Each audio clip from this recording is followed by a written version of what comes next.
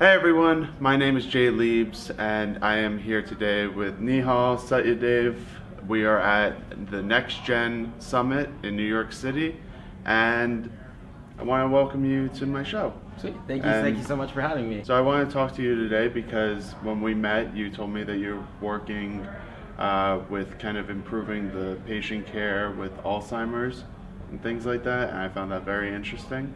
And I kind of want to get into that more today. Yeah, absolutely. So tell us a little bit about yourself and what got you started in this. Cool, very cool. Yeah, so I started a nonprofit about 2 years ago, and the nonprofit is kind of like the Colleges Against Cancer for Alzheimer's. Okay. And so we're trying to get young people to understand that Alzheimer's is a lot more than just someone losing their memory. Okay. It's also a huge strain on our healthcare system, and it's something that the disease, if it continues to grow at the rate which is expected to grow, it's something which would bankrupt Medicare and Medicaid within the next decade or decade and a half. Oh wow. And so, which would really severely affect, our generation. Right. And so getting people to understand that has been kind of the focus of how we got started. And we've been working on launching our social enterprise for a few months now, and we plan to launch hopefully in the next 6 to 8 months. Okay, so that sounds like a big deal just because we're going to be kind of shouldering the burden of this. And I know from knowing people that have gone through dealing with family members that have Alzheimer's, how much of kind of like a hidden disorder or disease that this can be, because it's not like shown out in the public. Most of these people end up staying at home under at-home care or in a nursing home. Yeah. So how are you kind of facing this challenge with your business? Sure. Yeah. So Alzheimer's is definitely a very in the home kind of disease, and so the real struggle I think with the advocacy is that a lot of people who have this disease, unlike cancer or AIDS or anything like that, right, they can't really be the advocates because of how severely they're affected. And usually, if you with those other diseases, if you can't be the advocate, it's your family member who's the advocate. Right. But a lot of times for Alzheimer's, that family member is also working 24/7 to provide care right, for this patient. And so, as the younger generation, we're very socially minded, right, we're trying to bring Alzheimer's as a forefront issue that we can take on and own as something our generation has to be, as our generation being the last one that ever has to face this. Let's get this out of the shadows, let's bring it right to the forefront of the conversation, and let's get government, our communities, everyone to start caring and investing more funds and thought into ending this disease. Great. So kind of getting into the weeds or the nitty gritty with that. Yeah. How are you guys actually going about that? Is it to mostly do the patient advocacy type stuff that their family isn't able to do? Is there technology behind what you're doing? I know that you had told me that this is kind of towards solving the financial end of things. Right. So and that you have a great science background. So can you tell me more about that? Yeah, sure. So we did start kind of from the advocacy side, right, and it's been great. We've grown to more than 20 colleges and high schools, okay, and we are the leaders in that advocacy space.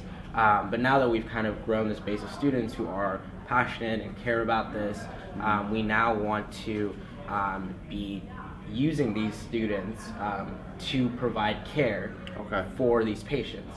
And the reason it solves a financial burden is because the issue at a macro level for right, Alzheimer's is that the cost of care to Medicare, Medicaid, and private insurance combined is $260 billion. Wow. But there's also an additional... Is that an annual cost? Yeah, that's an annual cost that keeps going up every year. Okay. The year before it was somewhere around, I want to say 240. Okay. I'm not exactly sure on that number. But either way, it's still a lot. It's still a lot. It's a lot. But on top of that direct cost of care, there's also an economic loss because so many family members are quitting their jobs to come back home to the family and provide care for this family member. Right. So that's an additional $230 billion. So we're looking at over like almost a $600 billion loss to the economy just from this disease. And so what we're trying to do is train students on how to provide this care, pair students one-on-one with these patients based on career interests, and partner them with early stage patients who are still, more so in it, don't have as much problems with aggression, and still, most importantly, are at home with the family member, so that the family member can drop off these patients. We have the venue where they're partnered, and then 3 hours later they can just come pick them up.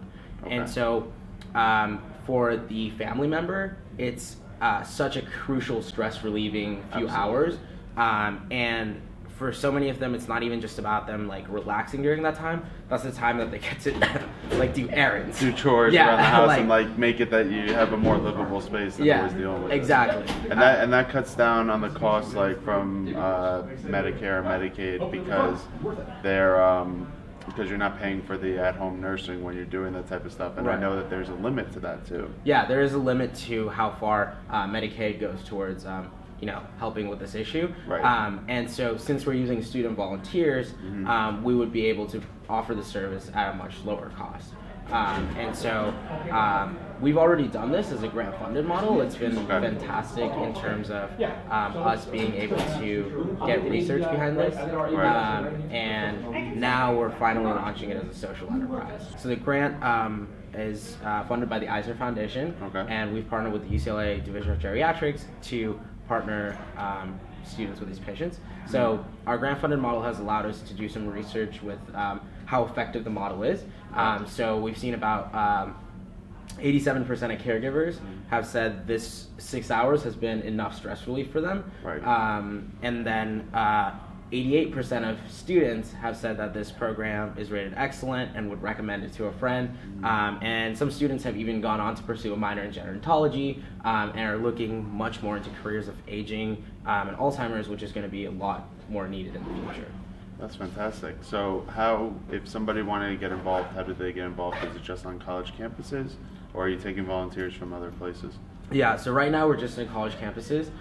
So we're planning to launch the social enterprise at one pilot location. And so what we're doing with the social enterprise is we're building on the grant-funded model, right? So we're going to be adding a memory care component, and we've just gotten access to license that from the UCLA Longevity Center. So students will be trained not only on how to provide care, but also on how to provide memory training. And then we're also adding a few more student incentives like caregiver certification, presidential service awards, just things to really help them boost their resume. And so we're still figuring out the details for where to pilot it. But once we have a successful pilot launch, once we raise the funds for a successful pilot launch and run that pilot launch, we have the network to scale it quickly. That's awesome, because we talk a lot about scalability here at the Next Gen Summit. And it seems like you're going with kind of a very organic model where you started with the student advocacy stuff, educating people and getting the word out, and then turning those people into your actual volunteers that you're now providing training to and building them up as practitioners and having them be able to go in and give care for that short amount of time. It really helps the family. So have you taken on any other funding besides grants? Are there investors involved with this? Are you seeking funding in that way, or you want to stick with the grant stuff to keep those influences out of what you're doing? Sure. So the grant is just for UCLA. And so that's going to be continuing until June 2018. But we don't want to wait till the grant is done to start the social enterprise, and so we're starting the social enterprise just we'll be starting it at another college. And so right now we're seeking new donors to help us reach our startup costs. And it's pretty low, like $45,000 is what we need to launch it at one location for an entire year. This summer is going to be really focused on raising that money. That's awesome. And so where can people that want to get involved, potential donors maybe even, or just anybody that is interested in what you guys are doing, where can they find you? Yeah, absolutely. So our website is theyouthmovement.org, and we are we are up and live, and we have a section where you can join not only as a chapter, but also you can join our team. We have spots open as we are a 100% volunteer-based nonprofit at the stage we're at. And we also have a place where you can sign up to be an ambassador for our organization and help get other youth in your community involved and really spread the message that our generation can be the last one to deal with Alzheimer's. All right, that's great. Thank you very much. And so all the links that we just described will be down in the description below. Please reach out if you have any interest in this. I'm sure, is your email on there? Or, yeah, my email's on there. Or email. Twitter or anything? Yeah, absolutely. I will make sure to give it to you so you can provide it in the links below. Yep, they'll be in the links below. Thank you so much for joining me on my show today, and good luck with everything that you're doing. This is a wonderful cause. Cool. Thank you so much. Appreciate it, man. Yeah.